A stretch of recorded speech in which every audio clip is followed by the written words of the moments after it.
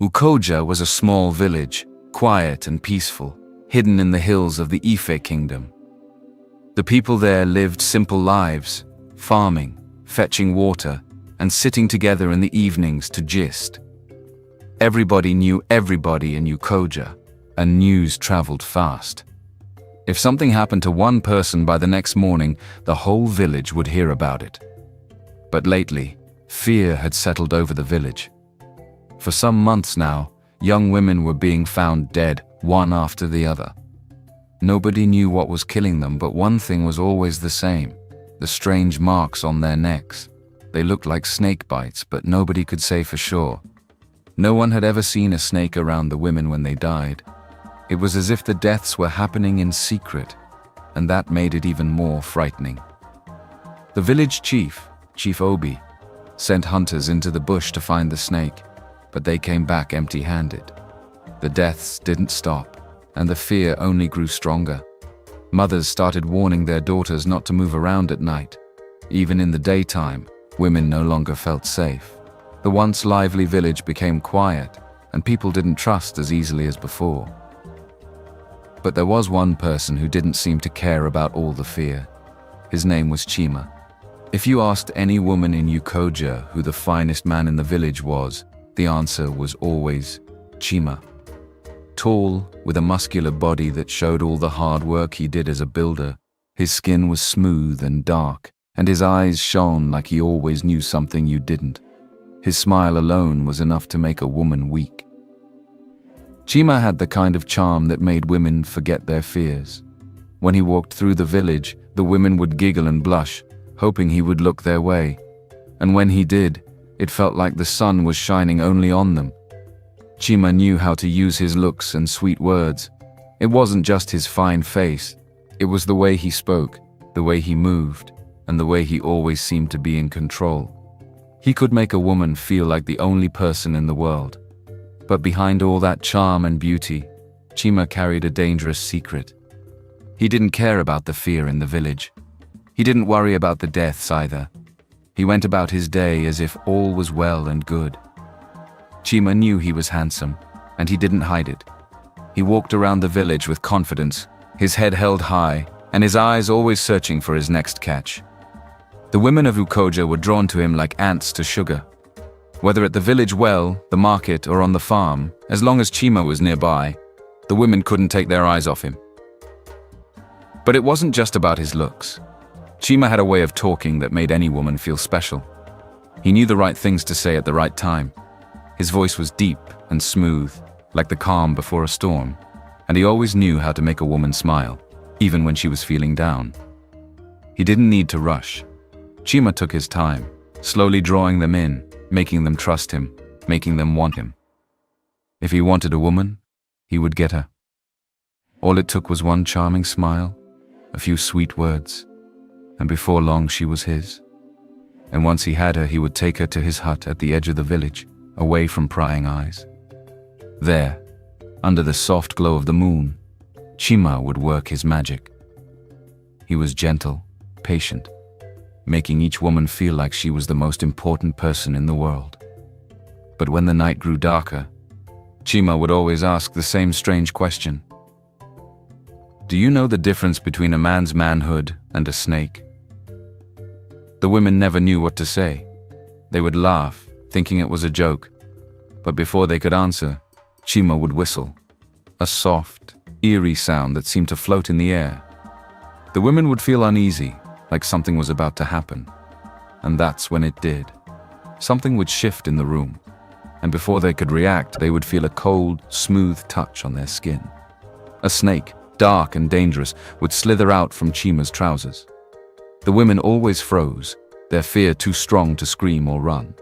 The snake would wrap itself around them, slowly, as if toying with its prey. Then, with a quick strike, it would bite them on the neck. The bite was always the same. 2 sharp marks, like fangs sinking deep into their skin. The venom would spread quickly. The women would gasp, their bodies shaking as the poison took hold. Within minutes, it was over.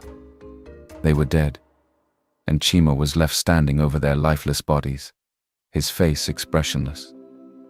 By morning, the woman's body would be found in the village square, cold and pale, with the strange bite marks on her neck. The villagers would gather around, shaking their heads, wondering what kind of snake could do such a thing. But no one ever suspected Chima. He was too handsome, too charming, too perfect. Each time another woman died, the fear in the village grew. But Chima didn't care. He continued his life as if nothing was happening. The women still blushed and giggled when he walked by, completely unaware of the danger that lurked beneath his good looks and sweet words. Life in Ukoja went on, even with the fear hanging over the village. The women were more cautious, especially at night, but the daily routine of fetching water, farming and trading continued. Every time a woman died, people would mourn, but nobody had any answers.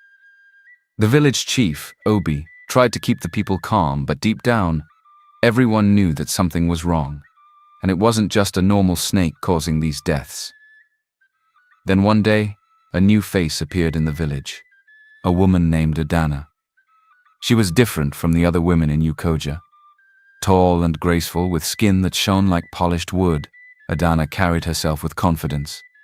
Her beauty wasn't just in her face or body, but in the way she moved, as if she wasn't bothered by anything around her. She had come to visit her aunt, who lived on the edge of the village, and almost immediately, she caught Chima's attention. Chima noticed Adana the first time he saw her at the well. Unlike the other women, who couldn't help but stare at him or blush when he passed by, Adana didn't seem impressed. She didn't giggle, she didn't stare, she didn't even smile at him. Instead, she looked straight past him, her face calm, like she was in control of everything. This intrigued Chima. He wasn't used to being ignored, and Adana's calmness felt like a challenge to him. He had always been able to win over any woman he wanted, and he wasn't about to let Adana be the first one to resist him. From that moment, Chima decided that he had to have her. Chima began to watch Adana more closely. He noticed that she was always polite, but never too friendly.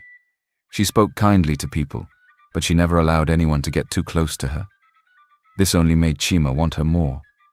He wasn't just interested in her beauty, he was fascinated by her mystery, by her strength. The more he watched her, the more determined he became. Chima wasn't used to failing, and he wasn't about to start now. He began to follow Adana, looking for opportunities to speak with her, to charm her like he had done with so many others.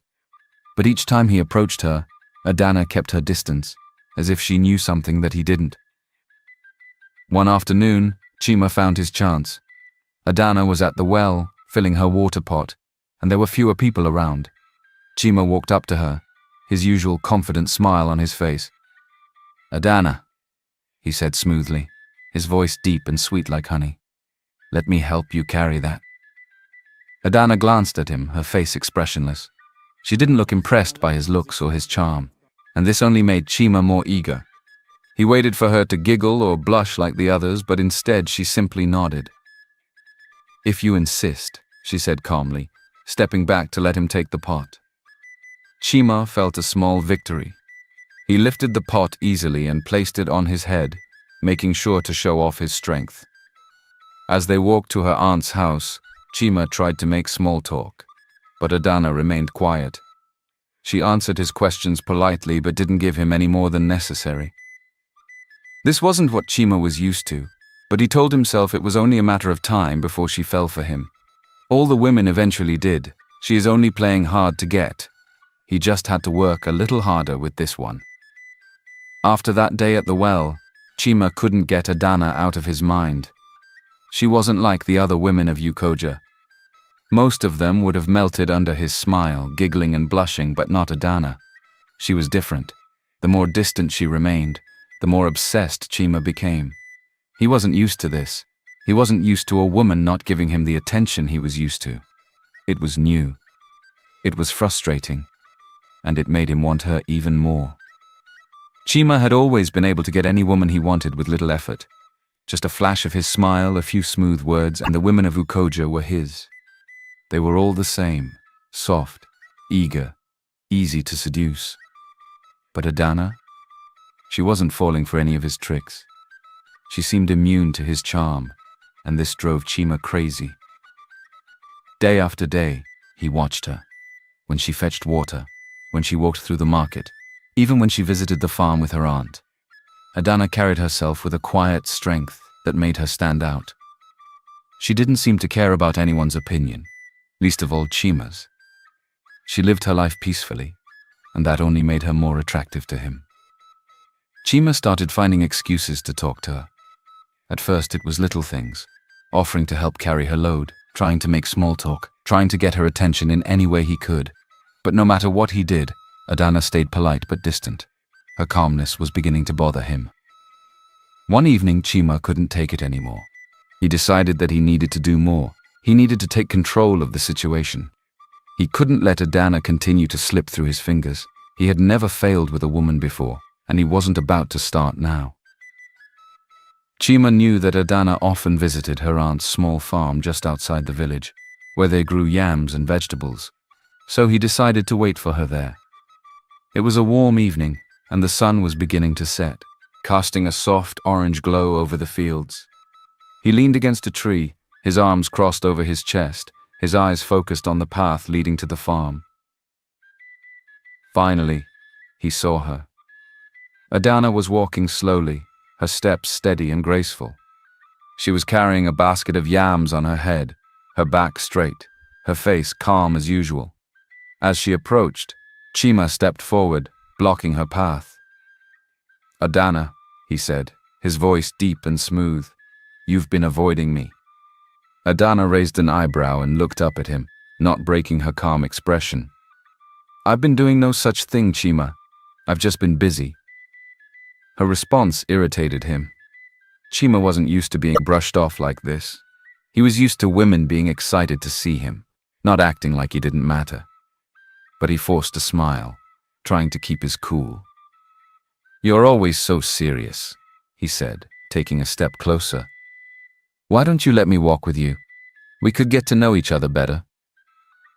Adana gave him a long look, her face still unreadable. For a moment, Chima thought she might actually agree, but then she shook her head, stepping around him. "I'm not interested, Chima," she said simply. Chima stood there, stunned. He wasn't sure if he was more shocked or angry. How could she just walk away from him like that? Nobody had ever said no to him like this. His pride felt bruised, but more than that, his obsession with Adana grew even stronger. He couldn't let her slip away so easily. No, she would be his, no matter what it took. As Adana walked away, Chima's eyes darkened. He made a promise to himself right there.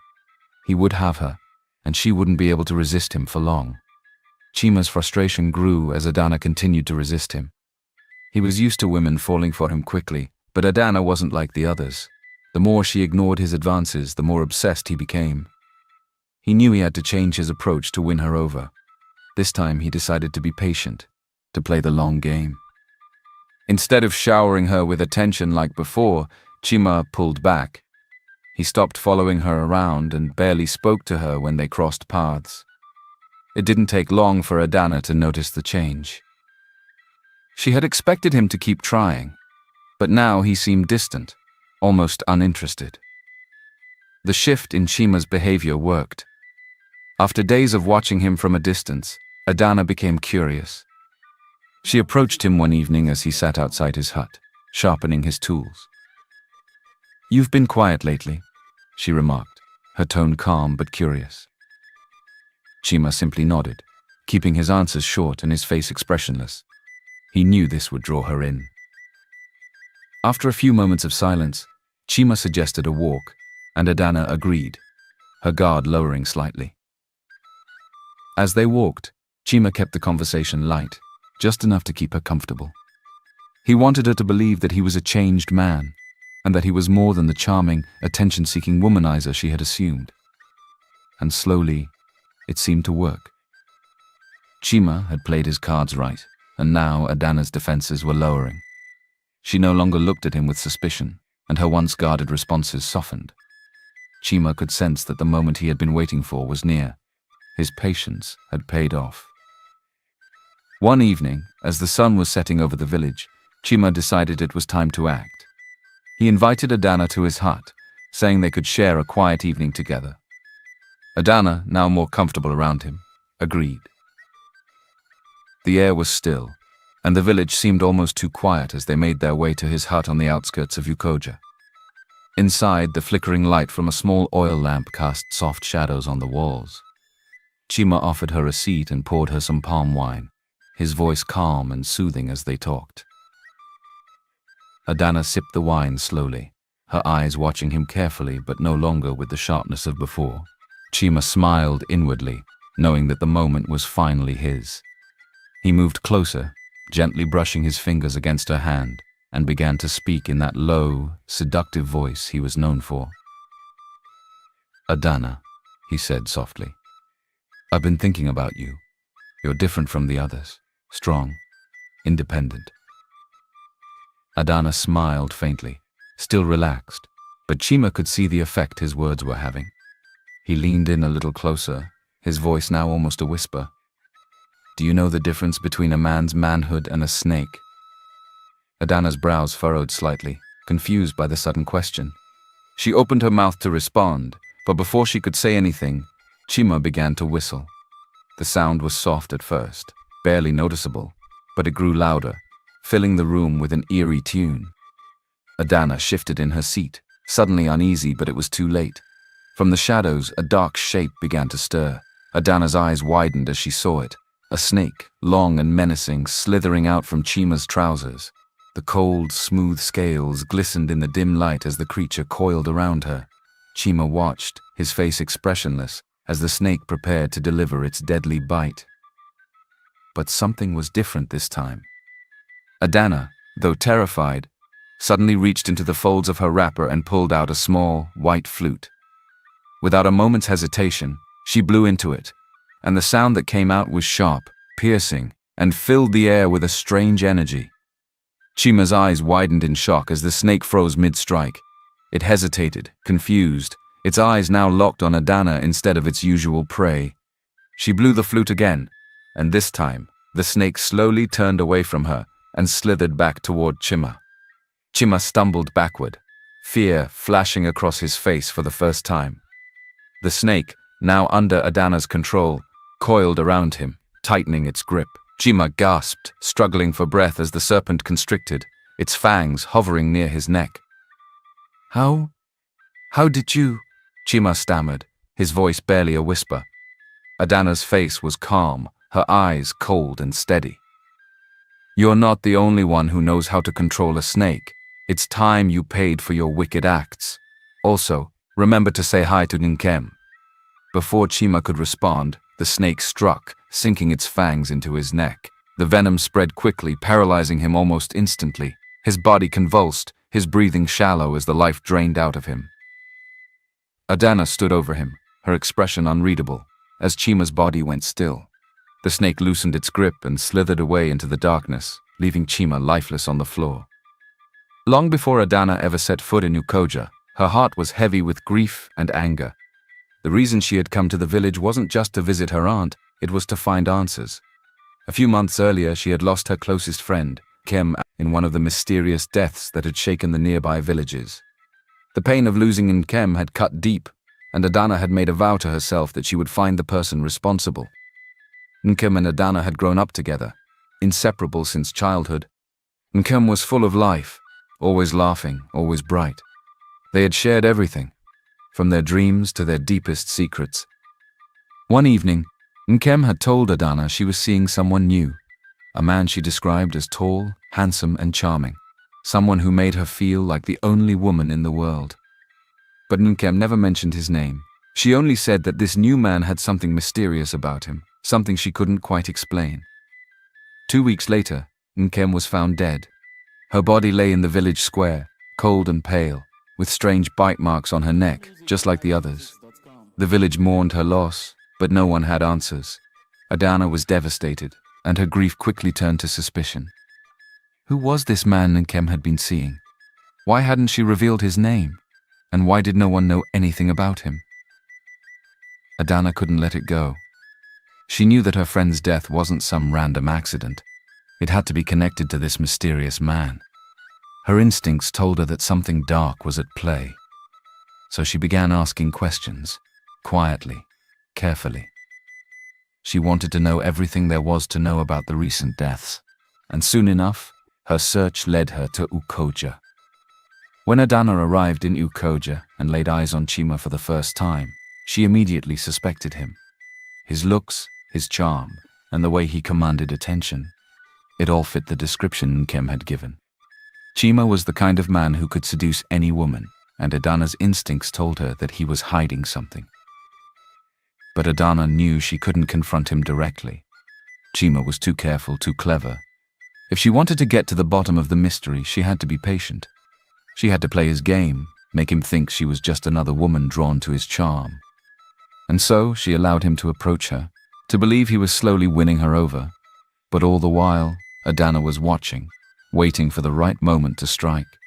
Before coming to Ukoja, Adana had sought the help of a powerful oracle in her home village. The deaths were too strange, too similar to be the work of an ordinary snake. The oracle was known for seeing beyond the physical world, for uncovering hidden truths, and Adana hoped she would have answers. The oracle had welcomed Adana into her small hut, filled with the smell of burning herbs and thick with the energy of the unseen. Adana explained everything. Nkem's mysterious death, the bite marks, the strange man her friend had mentioned. The oracle listened in silence, her eyes closed, as if she were seeing things far beyond the walls of her hut. Finally, the oracle opened her eyes and spoke. "There is a man," she said in a low, raspy voice, "whose manhood is not like that of ordinary men. He carries a snake within him, a serpent of seduction and death. It is his weapon, his curse. With it he lures women to his bed, and once they are under his spell, the snake strikes. The venom kills swiftly, leaving only the marks behind." Adana felt a chill run through her. She had suspected something dark, but this was beyond anything she had imagined. A snake man, able to charm women into their own deaths? It sounded impossible, but the deaths in Ukoja were too real, too frequent to ignore. "Is there any way to stop him?" Adana asked, her voice steady despite the fear growing inside her. The oracle nodded slowly. "There is a way, but it is dangerous. You must use his weapon against him. The snake responds to a specific sound, a whistle that he uses to summon it. But with the right tool, you can control the snake. I will give you a flute, a sacred instrument that can protect you. If you play it at the right moment, the snake will obey you, not him." The oracle handed Adana a small silver flute, no bigger than her hand. It looked simple, but Adana could feel the power within it. This was her only chance. "But be warned," the oracle continued. "He is clever. He will try to seduce you, to make you trust him. You must let him believe that he has won. Only then can you strike." With the flute in hand and a plan forming in her mind, Adana set off for Ukoja, ready to face the man she believed was behind her friend's death. From the moment she saw Chima, she knew she was right. He fit the description perfectly. The charm, the arrogance, the way he seemed to draw women in like flies to honey. She had to be careful. She couldn't let him see her true intentions.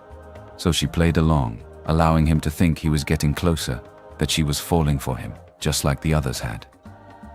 Little did Chima know that Adana was different.